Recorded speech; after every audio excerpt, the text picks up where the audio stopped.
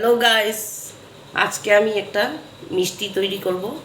তো সবাই তো ছানার রসগোল্লা খাও, তা আমি তৈরি করব সুজির রসগোল্লা। সুজির রসগোল্লা তৈরি করতে কি কি লাগে, এখানে আধা কেজি সুজি আর একটু ঘি নিয়েছি, আর এটা এলাচি তো লাগবেই। আমি আগে শিরাটা তৈরি করব, তোমরা দেখতে থাকো। শিরাটার জন্য আমি এলাচি কিছু দিয়ে দেব,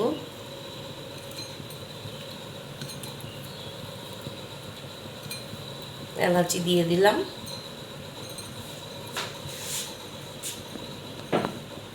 এখন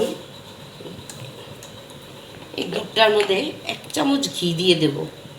কেন ঘিটা দিলে এটা লাগবে না, ঘিটা দিতেই হবে, না হলে লেগে যাবে কড়াইয়ের নিচে।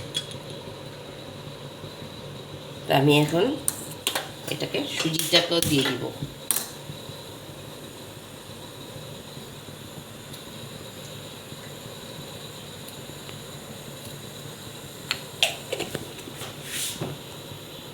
এখন শিরাটার জন্য আমি চিনিটা দিয়ে দেব।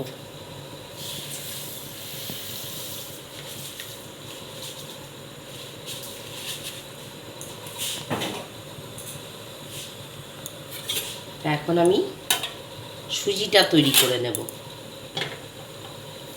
সুজিটা দিয়ে দিলাম, 1 লিটার দুধের মধ্যে সুজিটা দিলাম।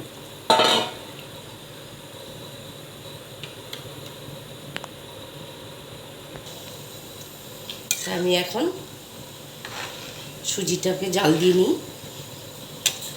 ভালো করে সুজিটা জাল হলে পরে রসগোল্লাগুলো তৈরি করব। তোমরা দেখতে থাকো, আর তোমরাও বানিয়ে খাও, ভালো লাগবে। কমেন্টের মাধ্যমে আমাকে জানাবে। সুজিটা হয়ে যাচ্ছে, আর একটু বাকি। সুজিটা হওয়ার পরে কিছুক্ষণ ঠান্ডা করব, ঠান্ডা করে তারপরে রসগোল্লাটা বানাবো।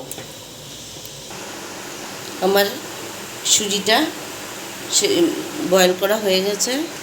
এখন রসগোল্লাটা এভাবে তৈরি, ভেতরে একটা এলাচি দানা দিয়ে দিলাম। তো এইরকম করে বড় বড় হবে, কিন্তু ছোট ছোট বানাচ্ছি না আমি। গ্যাসটা জ্বালিয়ে দিই।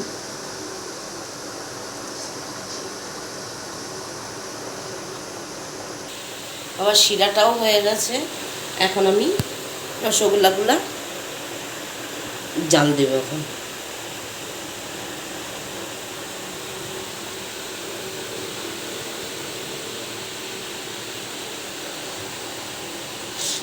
তোমরাও বানাও, বানিয়ে খাও। তো আমাকে কমেন্ট করে জানাও। অনেক দিন যাবৎ কোনো কমেন্ট করো না তোমরা। তোমরা কমেন্ট করলে আমার ভালো লাগে। কমেন্ট করো, তবে ভালো লাগবো। তো আরও অনেক কিছু বানানোর চেষ্টা করব আমি। আর কিছুদিন শরীরটা ভীষণ খারাপ ছিল, তার জন্য ভিডিওটা দিতে পারিনি এতদিন। রসগোল্লাগুলো শিরাতে দিয়ে দিলাম। এখন সিদ্ধ হোক এগুলো, তারপরে তোমাদেরকে দেখাচ্ছি। এগুলো সিদ্ধ হোক আগে। কেমন লাগছে এগুলো? ভালো লাগছে? সুন্দর হয়েছে? ইয়াম্মি হইব, পুরা ইয়াম্মি।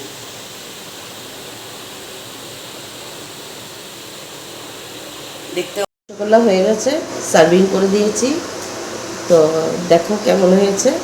তোমরা লাইক করবে, শেয়ার করবে, আর সাবস্ক্রাইব করবে। যারা নতুন আছো তারা তো অবশ্যই সাবস্ক্রাইব করো, প্লিজ প্লিজ প্লিজ।